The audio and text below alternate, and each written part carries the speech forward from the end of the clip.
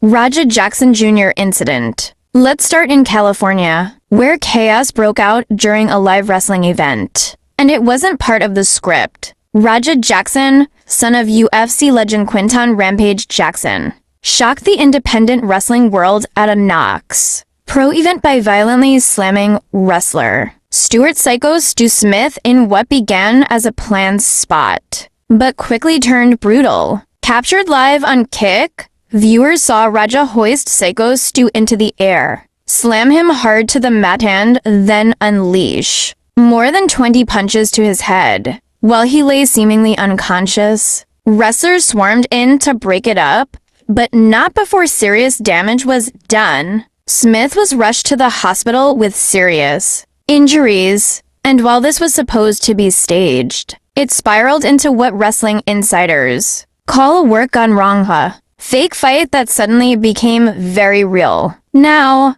Raja, who has an MMA background and a 4-2-0 amateur record, recently turned pro but hasn't found success yet. His father, Rampage Jackson, posted a late-night statement, saying his son had suffered a concussion in sparring just days prior, and that he had no business being involved in anything physical. Rampage condemned the attack, saying, "I don't condone my son's actions at all." He also confirmed Smith was awake and stable, but full details on his condition remain unclear. U.S. immigration and politics shakeup.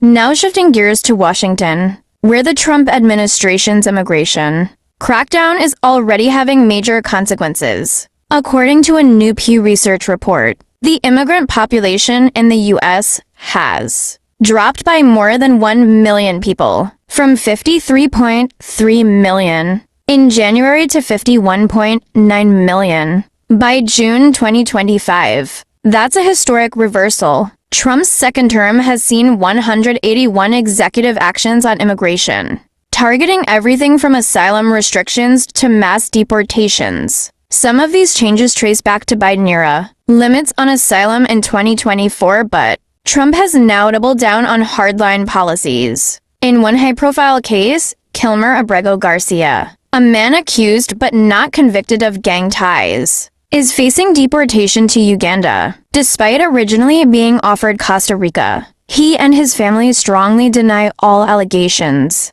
Immigration authorities, however, seem intent on making an example. The Pentagon is now restricting Ukraine from using US-made long-range missiles to strike inside Russia, part of a broader effort to push peace talks with Putin. Meanwhile, a federal judge has blocked Trump's attempt to defund 34 sanctuary cities, those that don't fully cooperate with federal immigration enforcement. And in Texas, Republicans just passed a new congressional map that could give them 5 more seats in Congress, clearly aligned with Trump's political strategy ahead of the midterms. So what we're seeing is a sweeping transformation of U.S. policy, affecting immigration, foreign relations, even education, as colleges brace for more federal interference. From the wrestling ring to the White House, the lines between controls and chaos are getting harder to define. Make sure you stay informed and stay sharp.